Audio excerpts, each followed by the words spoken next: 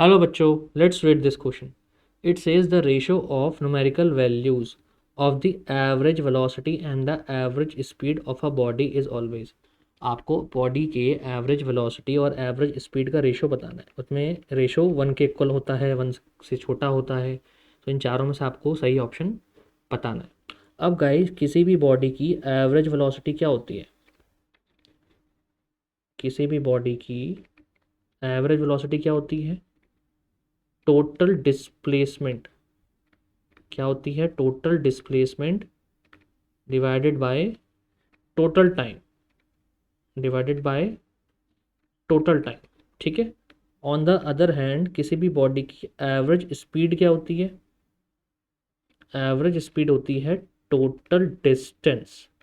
Speed में हम क्या लेते हैं? एवरेज स्पीड में guys, total distance upon total time. ठीक है. तो ये तो फॉर्मूले हो गए. अब सुनो ध्यान से.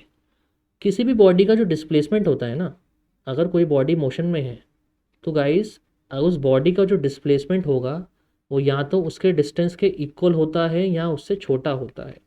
डिस्प्लेसमेंट डिस्टेंस से कभी बड़ा नहीं हो सकता. डिस्प्लेसमेंट डिस्टेंस से कभी बड़ा नहीं हो सकता. ठीक है. तो गाइस, अब मुझे बताओ, अगर डिस्प्लेसमेंट डिस्टेंस से छोटा है, इसका मतलब एवरेज वेलोसिटी हमेशा एवरेज स्पीड से छोटी होगी या उसके इक्वल होगी.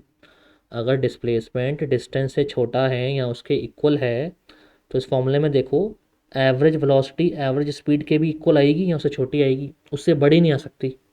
ठीक है ना. तो गाइस, हम क्या कंक्लूड कर सकते हैं यहाँ से? That average velocity is always less than और equal to the average speed. ठीक है. ये बात आई समझ? अब इन दोनों का रेशो क्या होगा? इससे हम क्या कंक्लूड कर सकते हैं? दैट एवरेज वेलोसिटी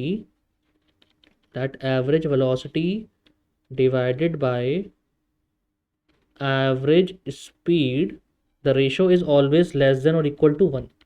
यूनिटी के इक्वल होगा या उससे छोटा होगा, बड़ा नहीं हो सकता. तो कौन सा ऑप्शन करेक्ट है? यूनिटी और लेस. ठीक है ना. रेशियो इक्वल 1 के इक्वल होगा या उससे छोटा होगा. Okay. So I hope you have understood it well. Good luck.